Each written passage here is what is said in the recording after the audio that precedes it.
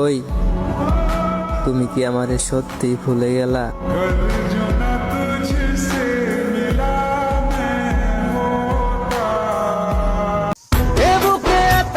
সে আর আমার সাথে কথা বলতে চায় না, তাই আমিও আর তাকে জোর করি না।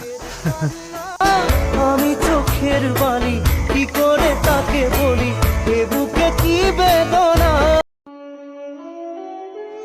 বাবার টাকা আর পায়ের নিচের মাটি শক্ত থাকলে কাঁধে হাত রাখার মানুষের অভাব হয় না।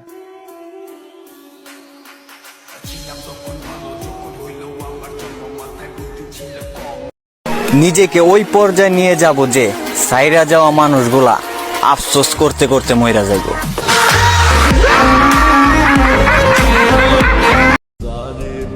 নসিবে যে থাকে না তারে কি বাইন্দা না যায়? আল্লাহ তুমি তারে মিলাই দিতে পারো না যে যারে চায়।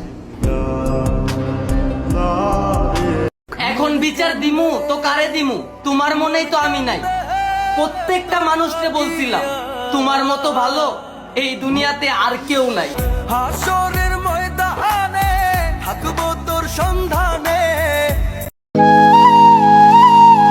আপনারে ভালোবাসি দেখা আপনার কাছে মাথা নত করি।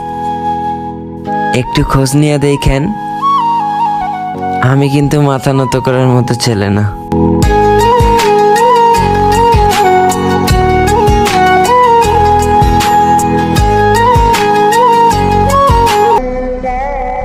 তুমি সময় পেলে পরে ভাই বৈশা ঘরে, তুমি ভাইয়ারে কষ্ট দিয়া চলে গেলা দূরে।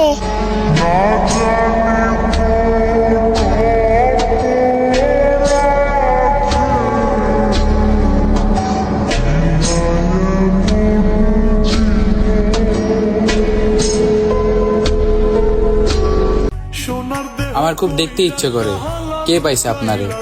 আমার খুব দেখতে মনে হয় এই দুনিয়ার ভাগ্যবান মানুষটা দেখতে কেমন হয়। আমি কেন বা পীড়িত কইরাছিলাম না যাই না তোর সনে রে, কেন বা পীড়িত কইরাছিলাম না যাই ডগর ছড়বে। প্রথম তোমার হাতটা ধরতে ভয় পাইছিলাম, আর এখন তোমার হাতটা হারানোর ভয় পাই।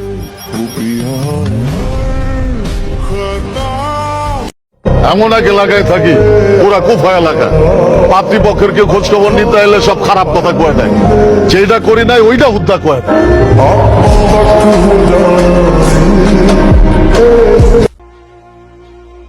তুমি কি বুঝবা বিচ্ছেদের যন্ত্রণা? তোমরা তো নতুন পাইলে পুরান্ডারে ছাড়ো। একটা সহজ সরল ছেলেকে ভালোবাসার ফাঁদে ফালায়া পরে দুঃখ দিয়া মারো।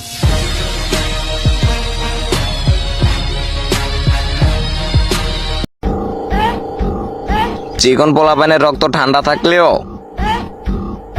মাথাটা কিন্তু অনেক গরম থাকে।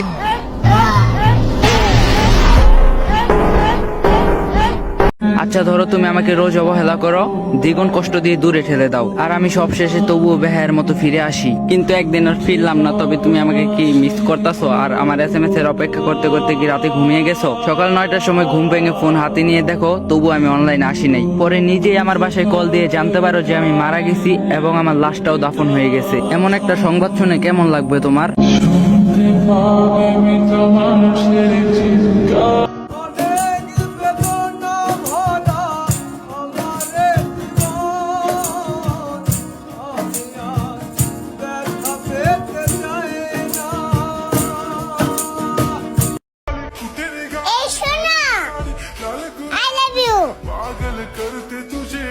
বাবু